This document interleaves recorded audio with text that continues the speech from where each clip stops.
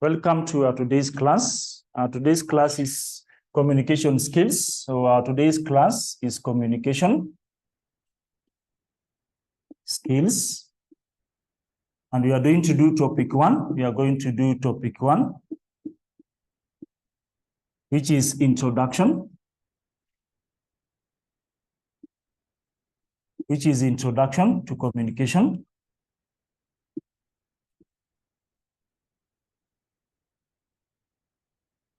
Introduction to communication. That's what we are going to handle today. So that's what we are talking about. So today we are going to handle introduction to communication skills. So that we are going to see what is the definition of communication skills among other definitions and so on. So first of all, the first definition we are supposed to do is what is communication skills, or what is communication. So in short, want to know what is communication. So communication is the process of passing information from one person to another, either in writing, orally, or using visual aids. So that's why we are saying communication is a process. So, and that process to be complete, there has to be a sender and a receiver. So these two parties have to be there for communication to go through. So there has to be a sender, a sender and a receiver. So those two have to go hand in hand. So if they are not there, then basically the communication will not be complete. That's why you're saying communication is a process. Okay, so it passes through a process. Before it reaches the receiver, there's a process it undergoes. So next, we are going to look at that process of communication. So communication is that process of passing information from one person to another, either in writing, orally, or using visual aids. So now we are going to look at a process of communication also. Process of communication. So we are also going to look at the process of communication. So the process of communication starts with the sender of the information, the message, then the message. From there, we have encoding. So from encoding, then now we have the channel.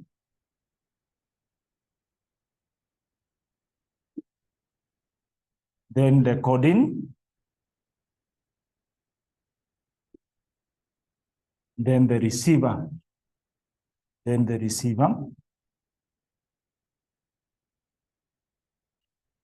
then there will be some feedback.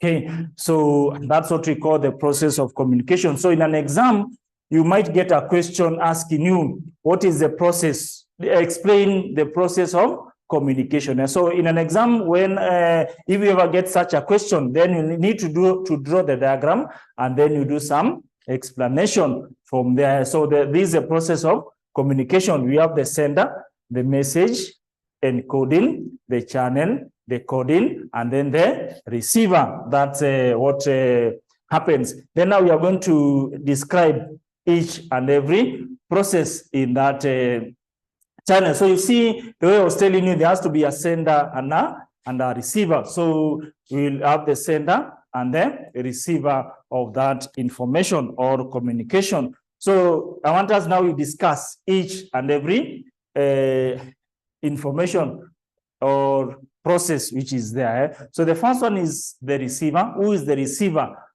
Who is the receiver? So you'll also need to explain who is the receiver.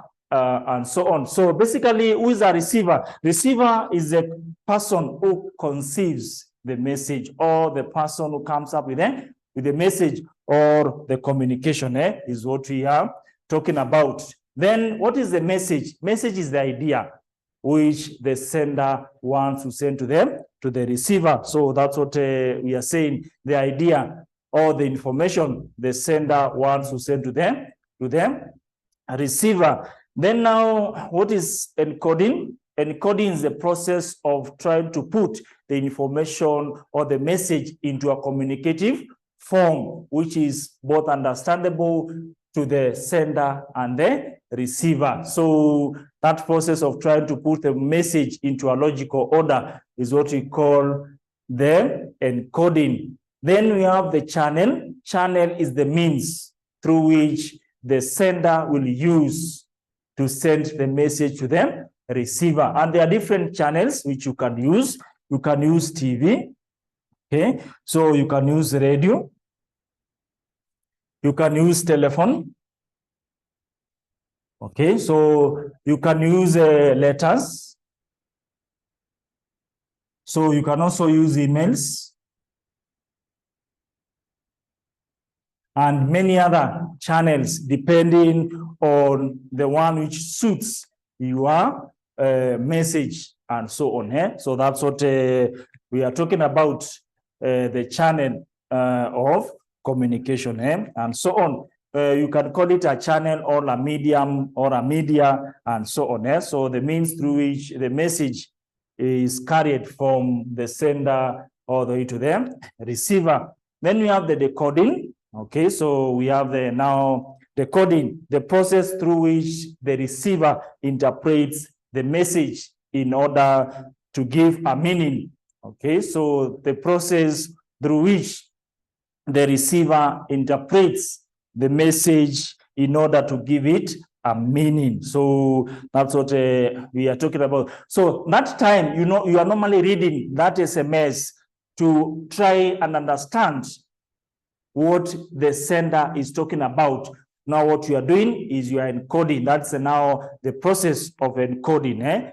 Then we have now the receiver, the person to whom the message was intended to reach. That's what we are saying. The receiver is the person whom the message was intended to reach or to go to. So that's what we are talking about, this person who was targeted to receive the message. So once the receiver reads, decodes the message, he now gives what we call a feedback. So feedback is basically, it's a reaction or a response of the receiver. So this is the reaction or the response of the receiver. So and which this response can be in form of nodding your head. So when you nod your head, so nodding your head, smiling.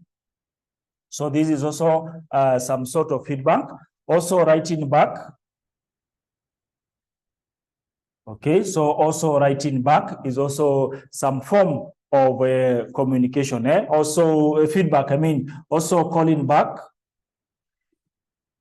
So is some sort of feedback. So those are some of the things which you can do when you are doing the feedback. So this could be the reactions or could be the response. So which the receiver now gives back to them, to the sender. So unless the receiver gives feedback, the communication process is not complete. So for communication process to be complete, then now the receiver needs to send back to the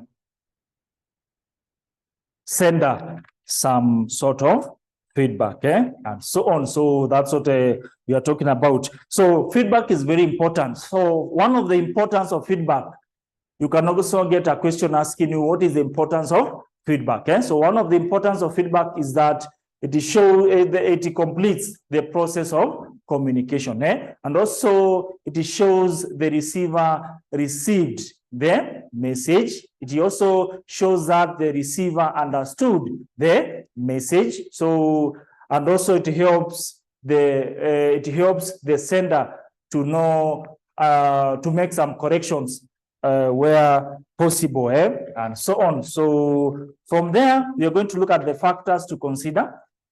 So I hope you have finished writing. So from there, you are going to look at the factors to consider when you are choosing a channel of communication. Because when it comes to communication, it has to be passed through a channel. Even now, I'm speaking I'm the sender, you are the receiver, and I'm using oral communication as a means through which you are getting the communication. So let's look at the factors to consider. Factors to consider when choosing a channel of communication. So what are these factors which you can consider when you are? So one is costs. Number one is costs. So basically, in terms of the cost of the medium, that's what we are calling the cost of the medium, the cost of the medium. So how much will it cost you to send that information? So, and you should look at the means or the medium which is cheaper, or not even cheaper, more affordable as per what you are sending, and so on. So that's what you have to look at. Also need to look at the distance. So the distance between the sender and the receiver will be able to make a choice which is the best medium to use to send that information. Also urgency. So how urgent is that information? So for example, if you have a very urgent message to pass across, telephone is the best. Okay, so because the person will get the communication instantly. Then number 4 is confidentiality.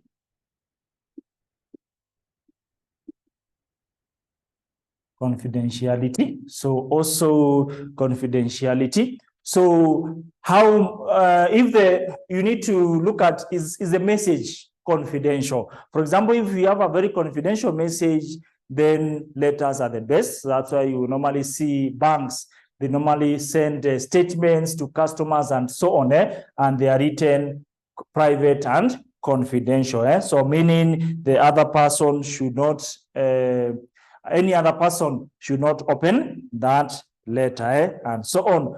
Also, availability of the medium. Availability.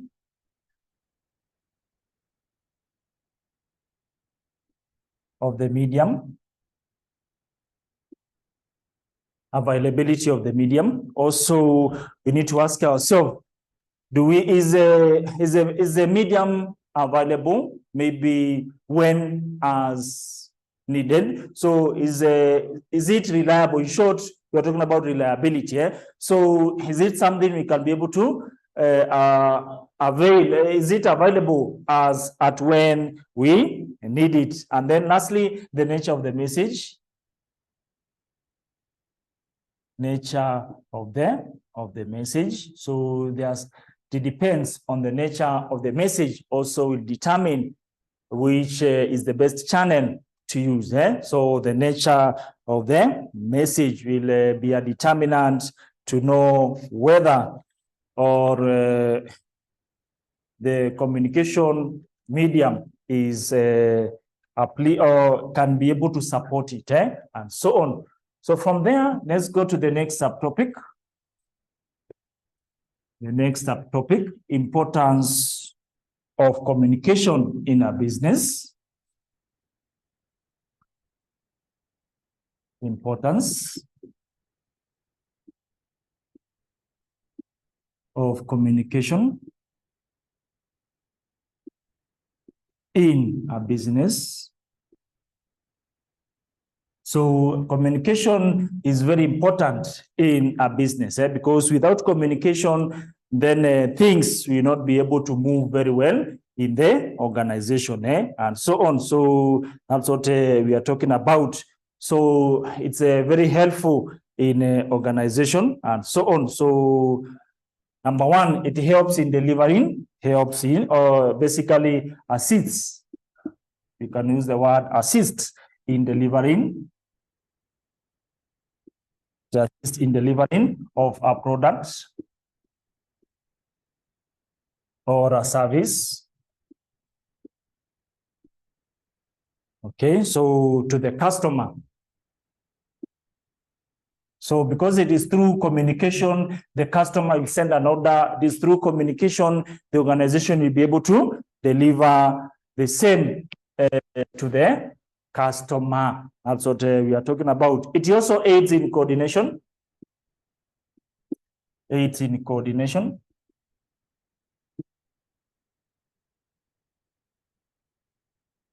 It also aids in coordination. So it also helps the in coordinating operations in the organization. So that's what we normally say. It aids in coordination. So, in an organization, you need to coordinate. So one department needs to coordinate in another department, and that only can be done very well through communication, and so on. So that's what we are talking about. It also aids management in decision making, aids management.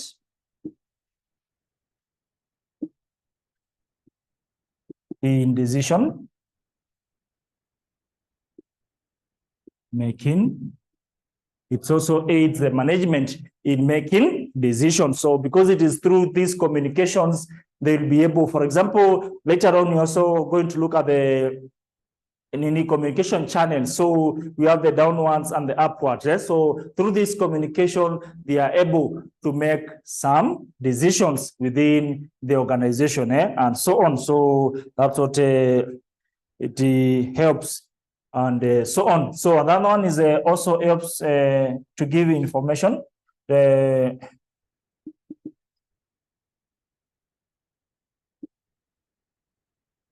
To give information. So also communication helps to pass information from one person to another, or from one department to another, and so on. So it gives and so on. It makes also better relationships. It also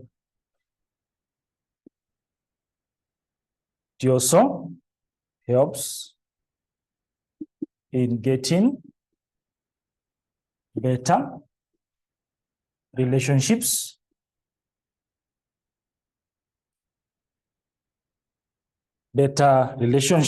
with relationships and understanding. Relationships and understanding.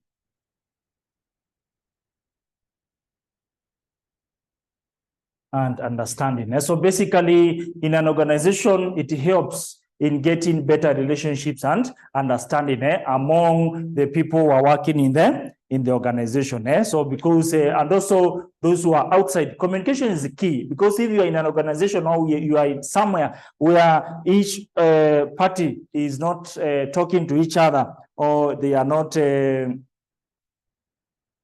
communicating to each other, is also very bad, and so on. So communication is very good. It builds relationships within and so on. Also, it helps to avoid losses.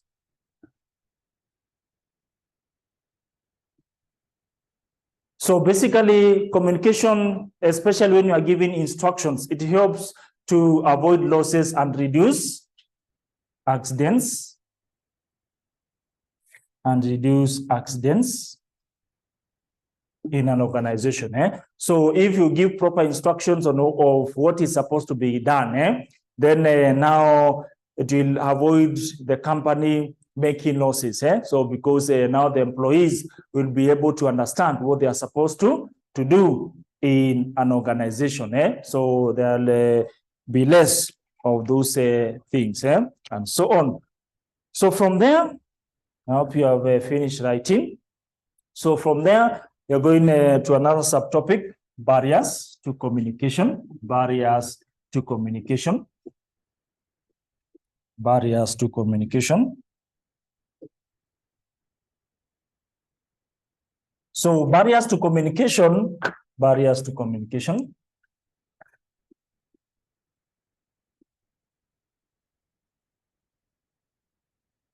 So barriers to communication are things which hinder effective communication from the sender to the receiver. So one of them is, number one, is noise.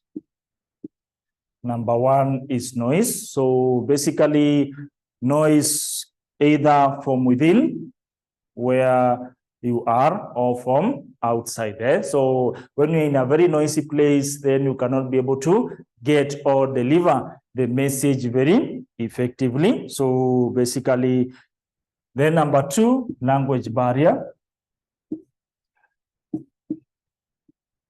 So when the sender and the receiver are not speaking the same language, for example, if you leave this country and you go maybe to Germany and you don't know how to speak Germany, then it can be a barrier for you to pass the information to another person or to the rest of the people. So it will be a challenge. And also, for example, now because of this generation, some of the children now are being they are bringing is in the urban centers. So sometimes when they go to the rural areas, they find some challenges because they don't know maybe the mother tongue of their place and so on. And that can be also a problem. Number 3 is age difference. The age difference. So the age difference between the sender and the receiver can also affect. It can also be a barrier to effective communication. So because, for example, we are talking to the youth, they speak, if it is Kiswahili, they use what is called Sheng, and maybe the older people, they cannot be able to understand such a language. So that's also will be a barrier to that communication, and so on. So that's what we call. Then number 4 is information overload. So when information overload, so when you have absorbed a lot of information in your brain, then it will also act as a barrier to receiving more information as to that, and so on. Then also another barrier to communication is basically what we call stereotyping, or what we call prejudice. So you can use the word prejudice. So prejudice is having a negative attitude towards the sender of the information. So once you have that negative attitude towards the person who is communicating, then at the end of the day, you will not be able to get the information which the person is trying to pass to pass the same information, and so on. You will not be able to get it. Then lastly, attitude. So attitude. So when you don't have the right attitude, you cannot be able to receive proper information, and so on. So this will be a barrier to communication. Hope you are finished writing. So from there, we are also going to look at the solutions to barriers of communication. So what is the solution?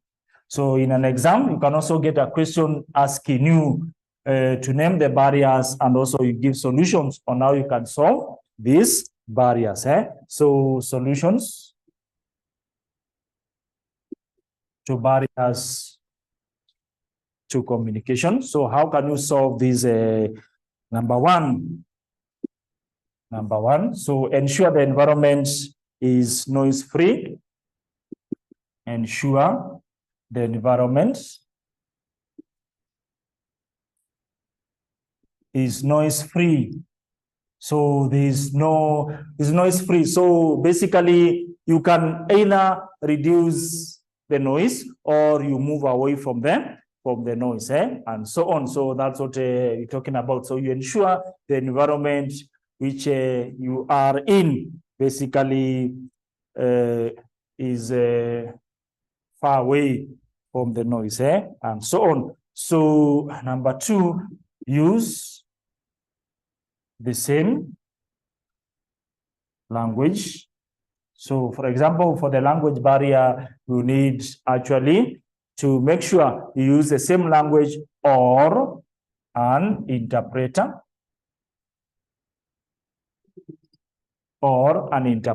So you can also choose a person who will interpret that communication and so on.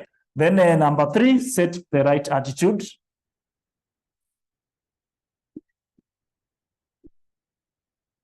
set the right attitude. So you need to have the right attitude for you to get that information very, very well. So if you have that bad attitude, then that information, there are those people you normally, even you are going to tell them something, they already have that attitude.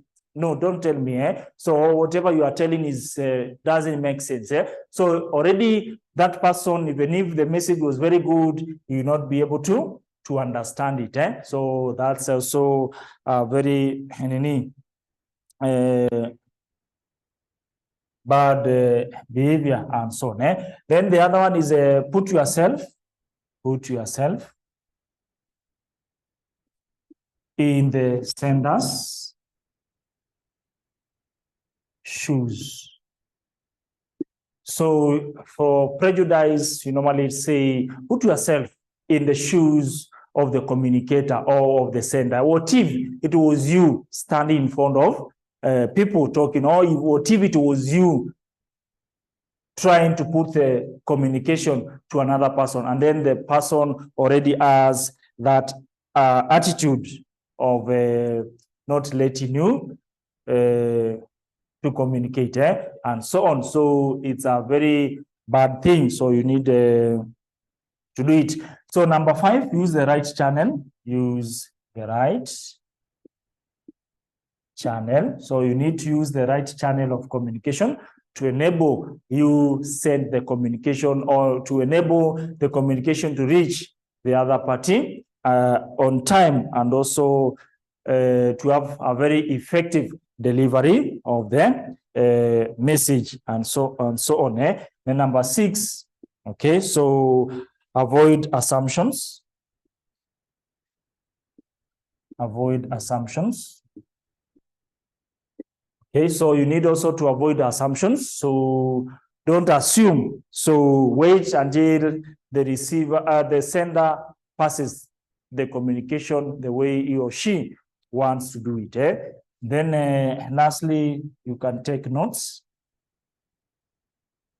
You can take down notes. So you can be taking down notes so that you avoid distractions. So that's what we are saying. No, taking down notes helps you very well to pass that, to get that information which was being communicated very well. So that's what we need to actually look at very, very well, so that you are able to get what is being communicated in an organization, and so on. So then from there, still in the introduction, we are going to look at the types of communication. Types of communication. So there are 2 types of communication in an organization. That is the internal communication and then external communication. Type of communication. Okay, so type of communication or types of communication. So there are 2 types of communication. So number 1 is internal communication, and we have external communication. So those are the 2 types of communication found in an organization, and so on. So basically, when it comes to internal communication, the internal communication is communication within the organization. So that's what we are talking about. So communication within the boundaries of the organization. That's why we call it internal. So effective communication in effective internal communication in an organization is very essential for smooth running of the business or your organization, and so on. So internal communication may take the form of, or examples of internal communication could be emails. So you can use emails to communicate within the organization. Okay, so you can have newsletters. So also they are very effective to communicate within the organizations. So we have also conferences. or meetings.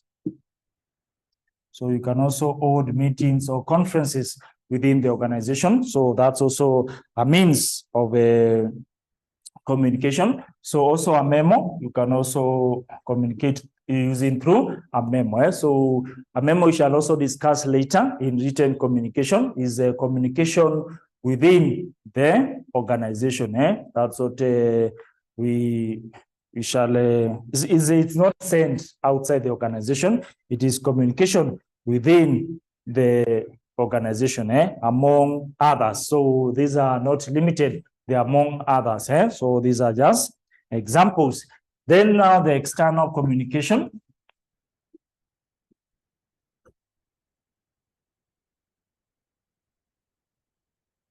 The external communication. Now, basically, this is any communication effort or any communication outside the organization. Any communication which is going outside the organization is what we call external communication. So it could be from one organization to another organization, from one maybe official or representative of the organization to another organization or to the government and many others. So there are people who are supposed to be communicated to, both from within the organization and others. So examples of external communications are notices. So you can also prepare some notices which you can send perhaps to other people outside the organization. So we have also brochures. So sometimes we also speak through our brochures. So you can, when, for example, when you are going to marketing your products, you can use brochures. That's also communication. You are communicating to the other people to show them what you are doing as an organization. So also you can do a press release. So you can also do a press release to give some information about your organization, especially the PR department. So you can also do direct mailing. So you can email a certain organization. That is also a communication. Also financial statements. For example, financial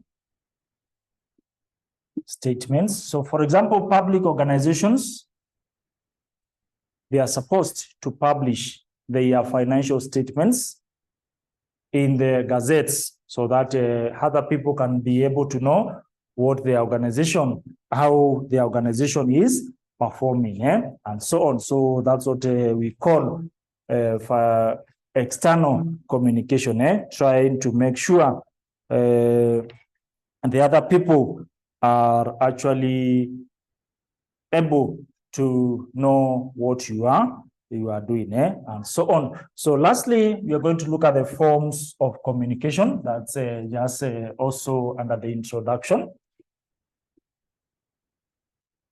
Forms of communication.